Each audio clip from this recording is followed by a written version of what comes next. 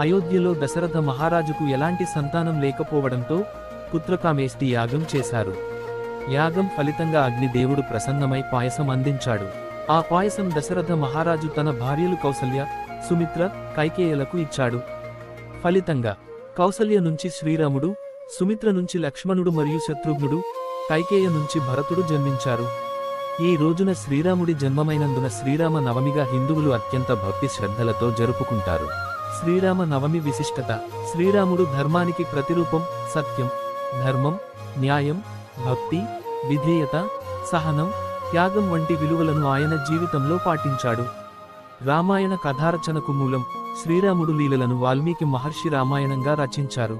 శుభ ముహూర్తం: ఈ రోజున శ్రీరాముడు, సీతాదేవి వివాహం జరిగిందని భావిస్తారు. రామనామ జపం: ఈ రోజున శ్రీరామ జయరామ జయ జయ రామ అని జపించడం ఎంతో పవిత్రంగా భావిస్తారు. శ్రీరామ నవమి వేడుకలు: గృహాలలో, ఆలయాలలో ప్రత్యేక పూజలు, హోమాలు నిర్వహిస్తారు.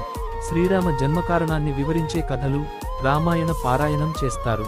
శ్రీరామ కళ్యాణం ఆలయాలలో ఘనంగా నిర్వహించబడుతుంది.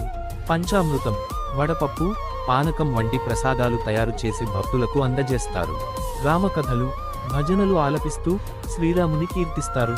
శ్రీరాముని జీవన సూత్రాలు: ధర్మనిష్ట: ఎప్పుడూ ధర్మ మార్గాన్ని అనుసరించాలి. గురువు భక్తి: పెద్దల మాటలను గౌరవించాలి. ప్రేమ మరియు దయ: శత్రువుతో కూడా ప్రేమగా, సమర్థంగా వ్యవహరించాలి. సత్యవచనం: ఎప్పుడూ నిజాయితీగా ఉండాలి.